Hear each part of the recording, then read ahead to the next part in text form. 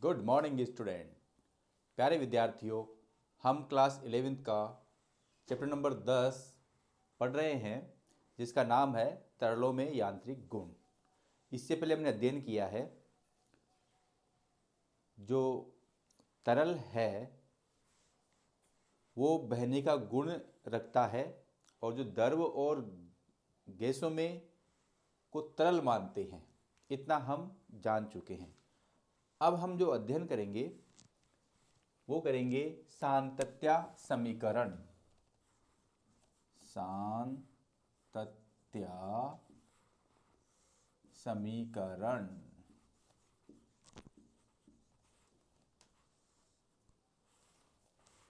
या इसको हम कह सकते हैं अविर्तता का सिद्धांत।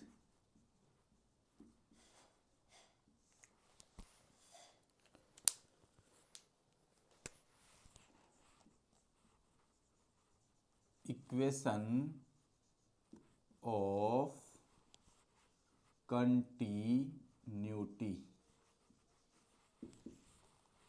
और इसे कहते हैं प्रिंसिपल ऑफ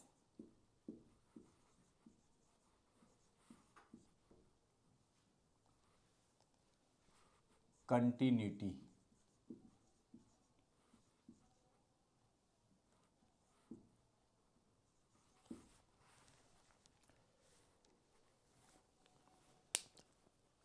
पहले आप इसे सुन लीजिए।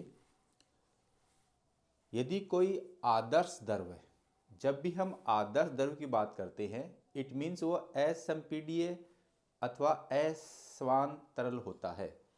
यदि कोई आदर्श द्रव किसी असमान अनुप्रस्थ काट वाली नली में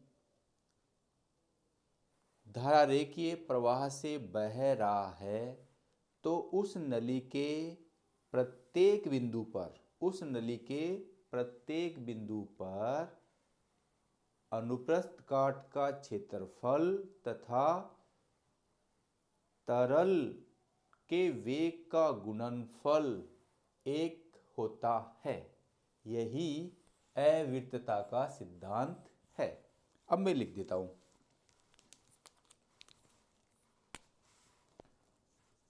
कोई आदर्श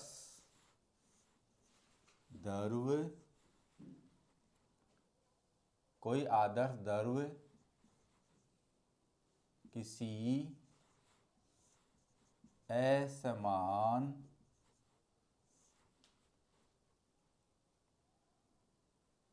अनुप्रस्थ काट क्षेत्रफल वाली नली में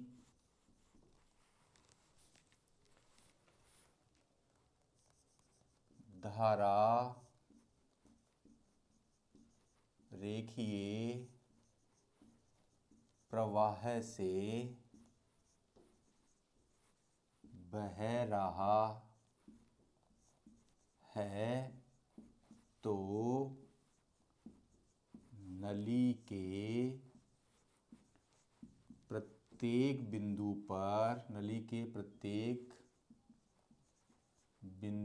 पर अनुप्रस्थ काट का क्षेत्रफल तथा द्रव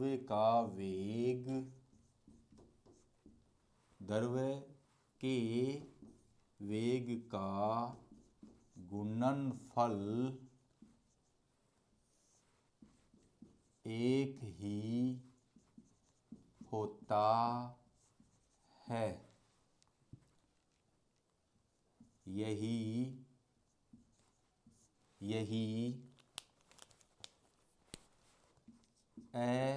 अविर्तता का सिद्धांत है। यही अविरतता का सिद्धांत है या प्रिंसिपल ऑफ कंटिन्यूटी है। प्यारे विद्यार्थियों, इस चीज़ को मैं एक चित्र की भांति भी समझा रहा हूँ। जैसे मान लो कि ये एक असमान नली है जिसका अनुप्रस्थ काट का क्षेत्रफल यहाँ पर A1 है।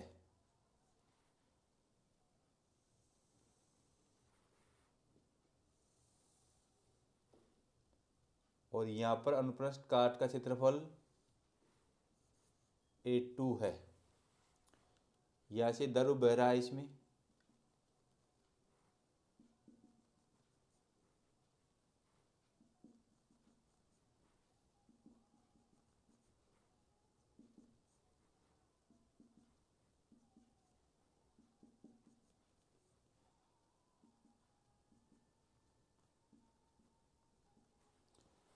इतनी बात हम जानते हैं कि जितना द्रव इस अनुप्रस्थ काट के क्षेत्र में प्रवेश कर रहा है उतना ही द्रव यहाँ बाहर निकल रहा है। ये अलग बात है कि यहाँ पर द्रव का वेग कम है और यहाँ पर द्रव का वेग ज़्यादा है। प्यारे विद्यार्थियों, आप ज़रा सोचिए, यहाँ पर अनुप्रस्थ काट का क्षेत्रफल ज़्यादा है और द्रव का वेग कम है, अर्थात गुणनफल होगा इसका। यहाँ पर अनुप्रस्थ काट का क्षेत्रफल कम है और द्रव का वेग ज़्यादा है। इसका मतलब क्या हुआ? दोनों पर गुणनफल क्या होगा? एक ही होता है। यदि मैं यहाँ पर कोई और ले लूँ अनुप्रस्थ काट का क्षेत्रफल, जैसे मान लो कि मैं यहाँ पर ये ले लेता हूँ,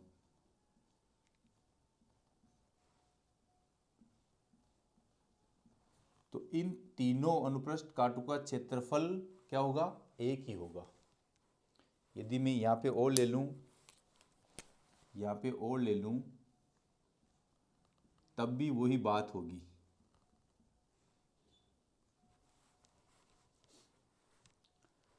और यही बात यहाँ लिखा हुआ है, कोई आदर्श द्रव। आदर्श द्रव का मतलब है असंपीड्य व असमान द्रव, उसे हम आदर्श द्रव कहते हैं, जिसकी बात पूर्व वीडियो में हम कर चुके हैं।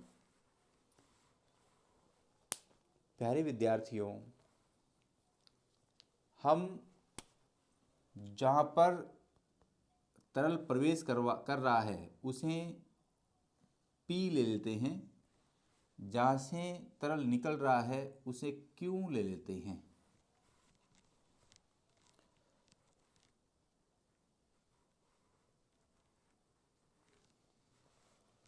माना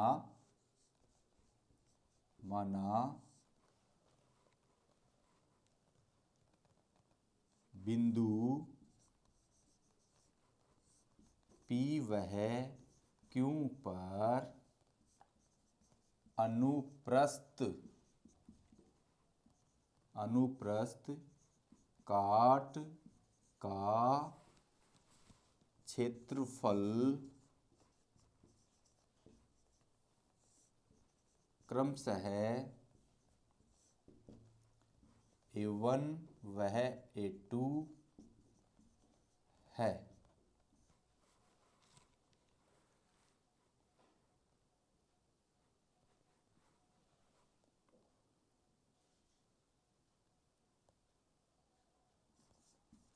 तरल का घनत्व रो है।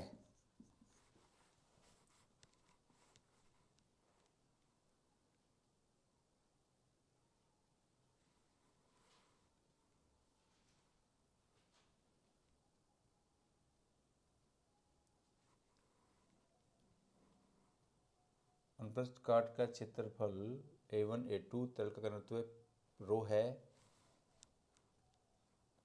और आयतन क्रमशः V1 वह V2 है। यहाँ तक कोई कंफ्यूज है तो आप कमेंट्स कर सकते हैं। प्यारे विद्यार्थियों, बिंदु P पर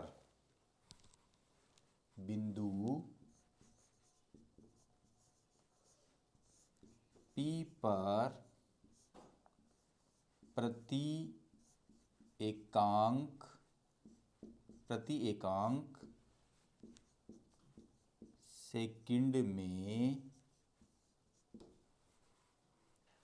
तरल का द्रव्यमान बराबर होता है आयतन इंटू घनत्व।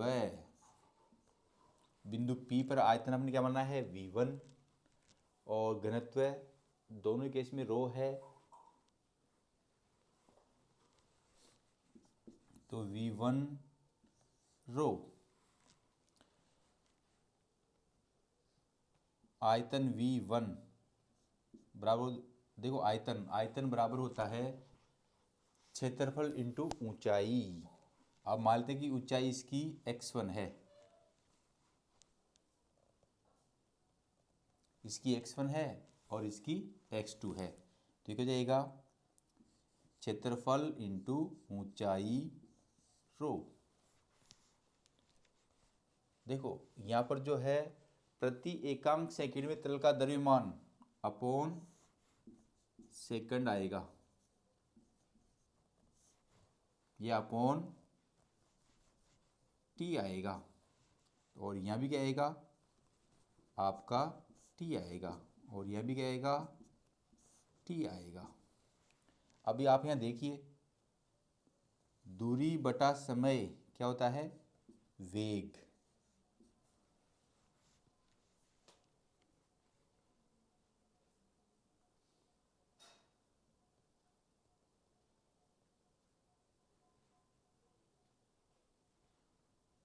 तो x1 दूरी के लिए क्या जाएगा v1 रो, समीकरण नंबर 1। इसी प्रकार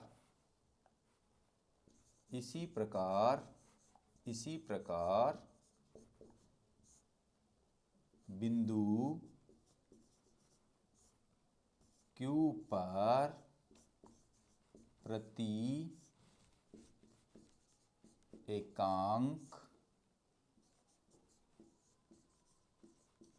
सेकंड में तरल का द्रव्यमान बराबर A2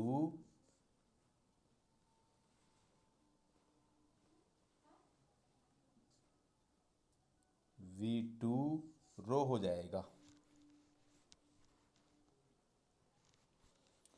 देखो यहाँ थोड़ा कंफ्यूज ये होगा कि ये जो आयतन है इसको मैं यूं करके लिख देता हूँ, और ये V1 क्या है वेग है। जो घुंडी से मैंने किया है वो आयतन इंटू रो बटा समय है, और ये x1 तो आयतन बराबर बताएगा क्षेत्रफल इंटू ऊंचाई, और x1 अपॉन टी दूरी में समय के साथ परिवर्तन क्या कहते हैं वेग V1। तो बिंदु P पर तरल का वेग क्या है V1, और बिंदु Q पर तरल का वेग क्या है V2। ये हो गया समीकरण नंबर 2। ये हमने सिमिलरिटी से लिख दिया है। यहाँ A1 V1 P रो आ रहा है, तो बिंदु Q पर क्या जाएगा A2 V2 रो आ जाएगा, क्योंकि यहाँ पर अनुप्रस्थ काट का क्षेत्रफल A2 माना है और वेग V2 माना है। अब आप इसका स्क्रीनशॉट ले सकते हैं।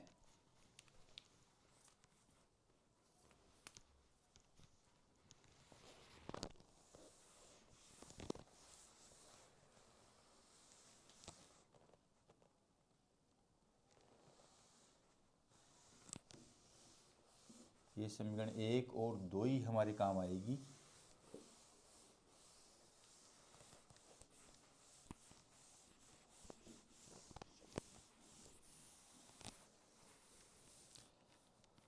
अब जो नेक्स्ट है, जितना द्रव्य बिंदु P पर प्रवेश कर रहा है उतना ही द्रव्य बिंदु Q से निकल रहा है।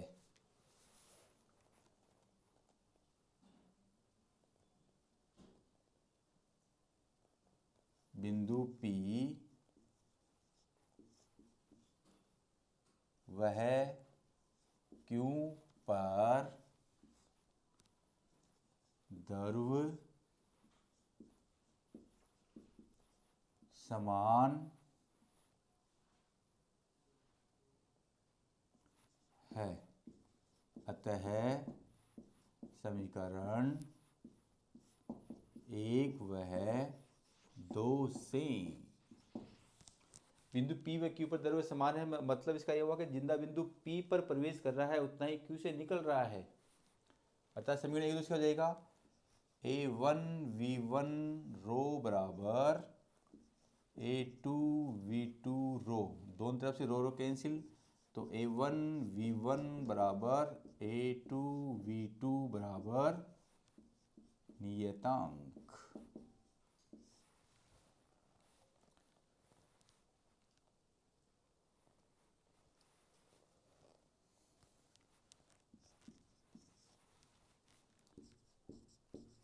समीकरण 3 से स्पष्ट है कि समीकरण 3 से स्पष्ट है कि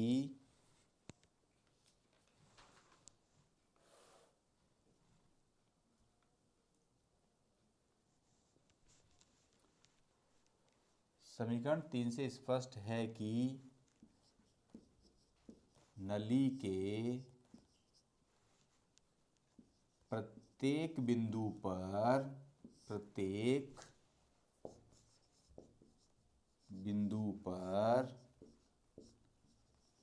अनुप्रस्थ काट का क्षेत्रफल तथा तरल के वेग का गुणनफल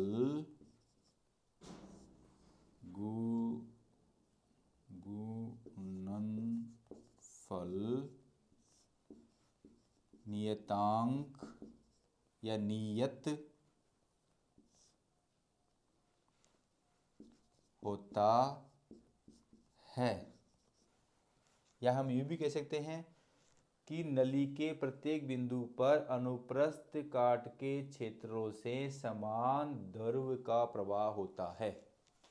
नली के प्रत्येक बिंदु पर अनुप्रस्थ काट के क्षेत्रफलों से समान द्रव्य का प्रवाह होता है।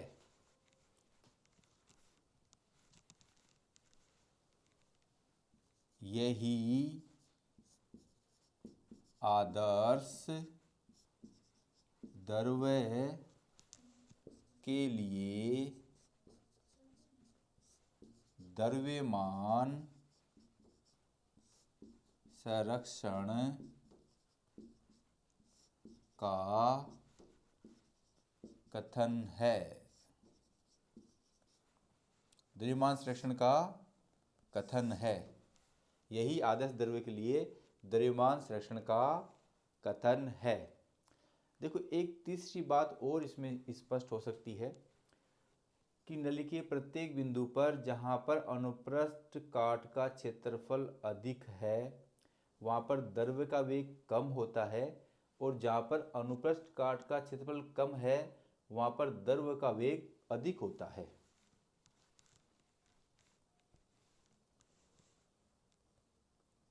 निष्कर्ष,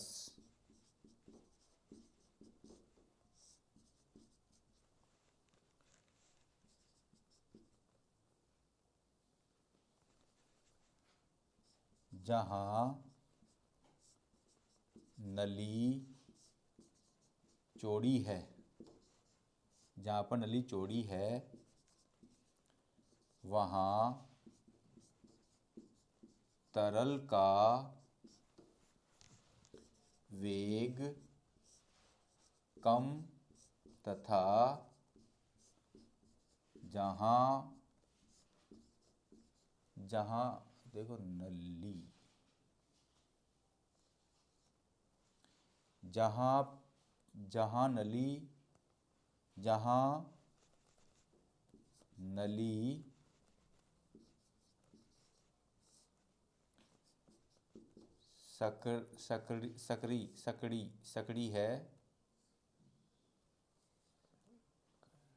सकड़ी है वहाँ तरल का वेग अधिक होता है।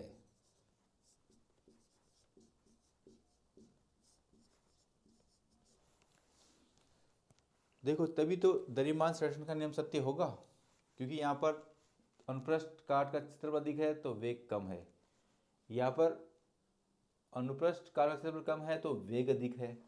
अर्थात दोनों जगहों पर या नली के प्रत्येक बिंदु पर द्रव्यमान संरक्षण रहता है, या नली के प्रत्येक बिंदु पर अनुप्रस्थ काट का क्षेत्रफल और तल के वेग का गुणनफल नियत रहता है। अब आप पुनः इसका स्क्रीनशॉट ले सकते हैं।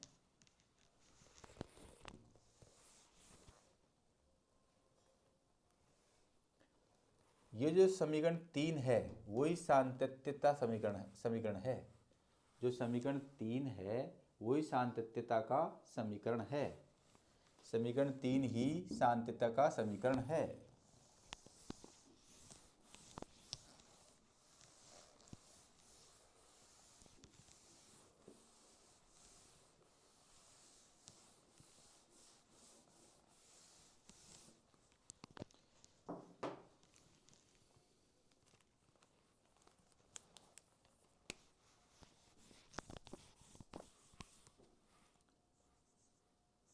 क्रांतिक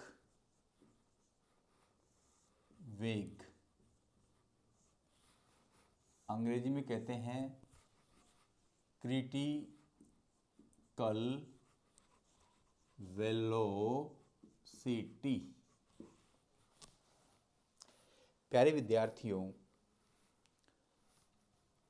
क्रांतिक वेग किसी तरल का वह अधिकतम मान है। क्रांतिक वेग किसी तरल का वह अधिकतम मान है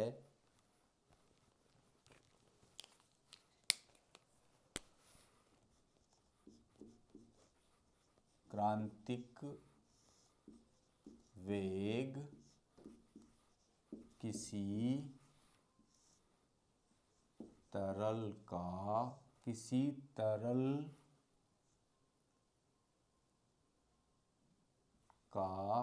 तरल के प्रवाह का वह अधिकतम वेग है जिससे मतलब क्रांतिक वेग से जिससे कम वेग पर प्रवाह धारा रेखीय होगा। जिससे कम वेग पर प्रवाह धारा रेखीय प्रवाह तथा जिससे अधिक वेग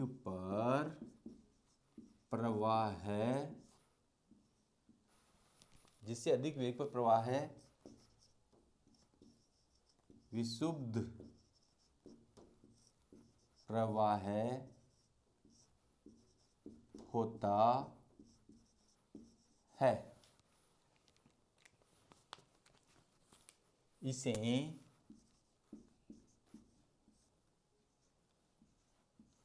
VC से प्रदर्शित करते हैं।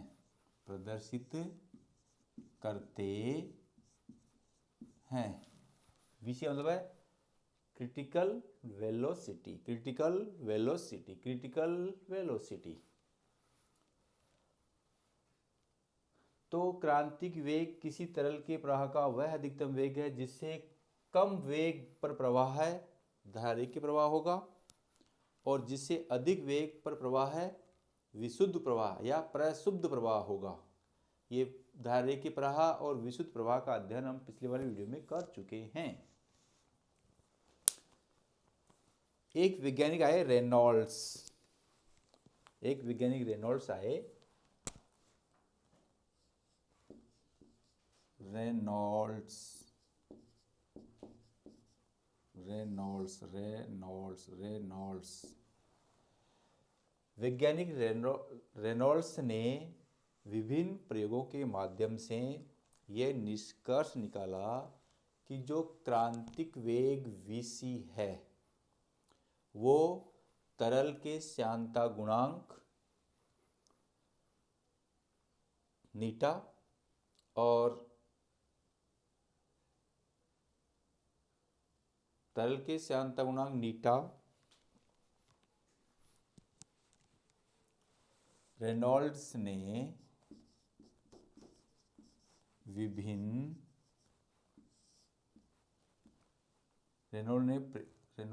मत लिखो, रेनॉल्ड ने प्रयोगों के आधार पर यह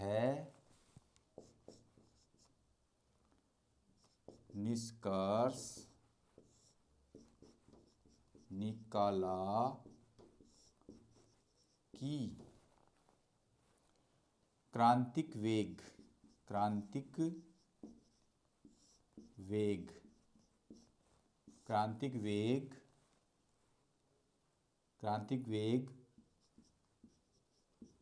नली के व्यास कोमा तरल के श्यानता गुणांक और नली के व्यास, तरल के श्यानता गुणांक और तरल के घनत्व पर निर्भर करता है। रेनॉल्ड ने प्रयोग के आधार पर यह निष्कर्ष निकाला कि क्रांतिक वेग है वो तरल के श्यानता गुणांक, नली के व्यास और तरल के घनत्व पर निर्भर करता है। देखो, तरल का घनत्व हमने रो माना है, श्यानता गुणांक नीटा है और नली का व्यास जो है हम d मान लेते हैं, d फॉर डायमेंशन। तो VC अनुक्रमानुपाती क्या जाएगा, d की पावर x नीटा की पावर y और रो की पावर z। और VC बराबर R d की पावर x नीटा की पावर y रो की पावर z, जहां R रेनॉल्ड्स संख्या है, जहां R रेनॉल्ड्स संख्या है या एक समानुपाती नियतांक है। इतना आप स्क्रीनशॉट ले लीजिए।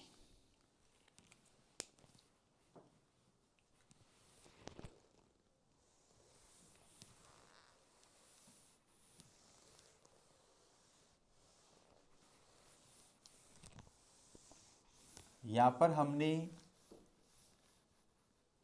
व्यास की पावर x, श्यानता गुणांक की पावर y और तरल घनत्व की पावर z लिया है। इसके मान निकालने के लिए हम v में सूत्र का प्रयोग करते हैं। तो वेग का v में सूत्र होता है m0L1t-1, ये हम जानते हैं। बराबर आर कांस्टेंट, डी डायमीटर होता है जो कि दूरी होती है, इसकी हो जाएगी L1 और पावर की हो जाएगी x। नीटा, नीटा क्या है m1 L-1 T-1। इसकी बीमा भी हम पहले पढ़ चुके हैं। यदि किसी विद्यार्थी को नहीं आता है तो पिछले वीडियो को देखकर मालूम कर सकता है। और रो की बीमा क्या होती है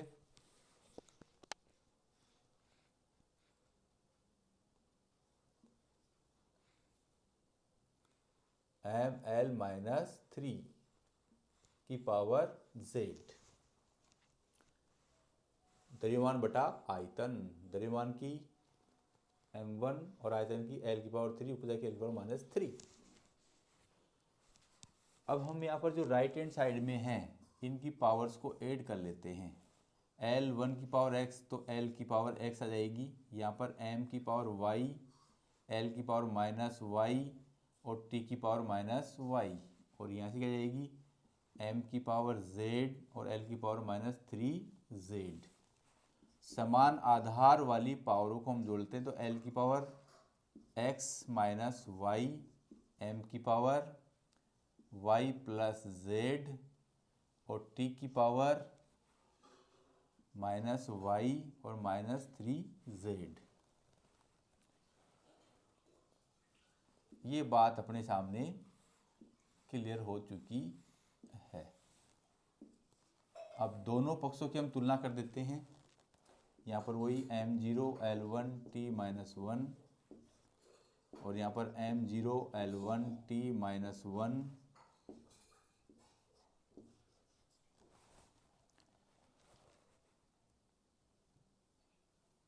m की पावर 0 अर्थात y प्लस z बराबर 0। l की पावर 1 तो x माइनस वाई बराबर 1 और t की पावर -y -3z बराबर -1 तो y प्लस 3z बराबर 1। इसको हम जोड़ देते हैं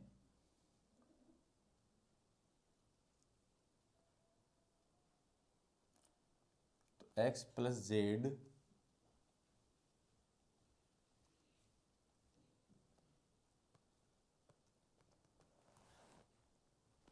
तो यहाँ पर आ गया y बराबर -z, y बराबर -z और y बराबर -z यहाँ पर रखें, y बराबर -z यहाँ पे रख दीजिए तो -z प्लस 3z बराबर 1। ये अपन ने कहाँ गलती कर डाली। L1 की पावर x और नीटा m1 L-1 तो y -y और -y है, ये -y है तो -y x -y और t की पावर, ये गलती देखो यहाँ हो गई, t की पावर -y ही रहेगा क्योंकि t केवल अकेला ही है, t यहाँ पर अकेला ही है, t की पावर -y तो ये t की पावर -y और l की पावर यहाँ पर है, यहाँ पर है और यहाँ पर है तो, और ये m की पावर y प्लस z और यहाँ पर x -y और -3z तो m की पावर तो y प्लस z बराबर 0, कोई दिक्कत नहीं है, सेम है। यहाँ मिस्टेक हो जाएगी -y -3z बराबर 1 और दूसरा ये पूरा का पूरा गलत हो गया, -y बराबर -1 -y बराबर -1 तो डेट सिंप्लाइज y बराबर 1। y बराबर 1 है तो y बराबर -z तो डेट सिंप्लाइज z बराबर -1। y और z के मान यहाँ रख दीजिए। y का मान -1 और z का मान 3 बराबर 1। तो x प्लस 2 बराबर 1, तो x बराबर -1। एक्स वाई जेड के मान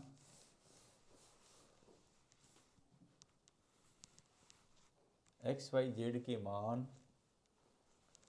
एक्स वाई व जेड के मान वी सी बराबर आर डी की पावर एक्स नीटा की पावर वाई और रो की पावर जेड में रखने पर, तो वी सी बराबर क्या आएगा, आर डी की पावर -1 और y का मान कितना है 1, नीटा की पावर 1 और रो की पावर -1। तो वी सी बराबर हो जाएगा आर नीटा अपॉन डी रो। ये हमारा संबंध आ गया है। इस संबंध से निम्नलिखित निष्कर्ष निकलते हैं कि जो क्रांतिक वेग है वो तरल की श्यानता गुणांक के समानुपाती होता है और क्रांतिक वेग का मान नली के व्यास के व्युत्क्रमानुपाती होता है और क्रांतिक वेग का मान तरल के घनत्व के भी व्युत्क्रमानुपाती होता है। ये तीनों निष्कर्ष हम 1 बाय 1 करके लिख देते हैं।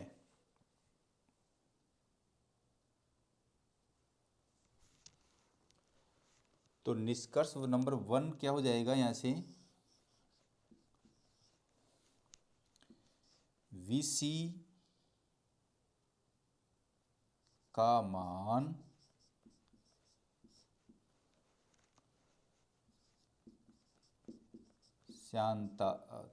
तरल के श्यानता गुणांक के समानुपाती।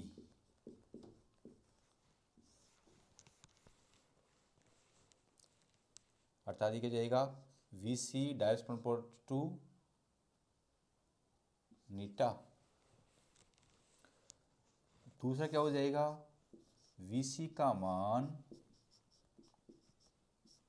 नली के व्यास के व्युत्क्रमानुपाती होता है। और तीसरा निष्कर्ष हमारा क्या निकलेगा, Vc यानी क्रांतिक कोण का मान तरल के घनत्व के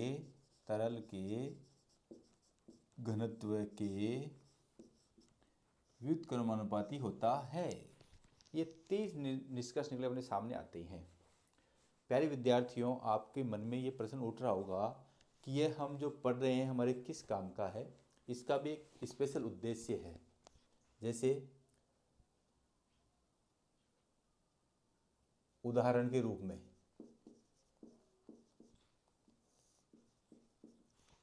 ये कोई आपका नल है,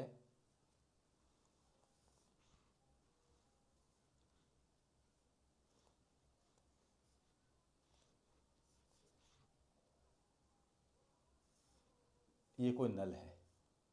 इस नल में से जब पानी आता है और ये उसकी टूटी है, तो पानी आता है तो यहाँ से निकलता पानी आएगा, यहाँ से पानी निकलेगा, तो पानी निकल के यूँ आता है।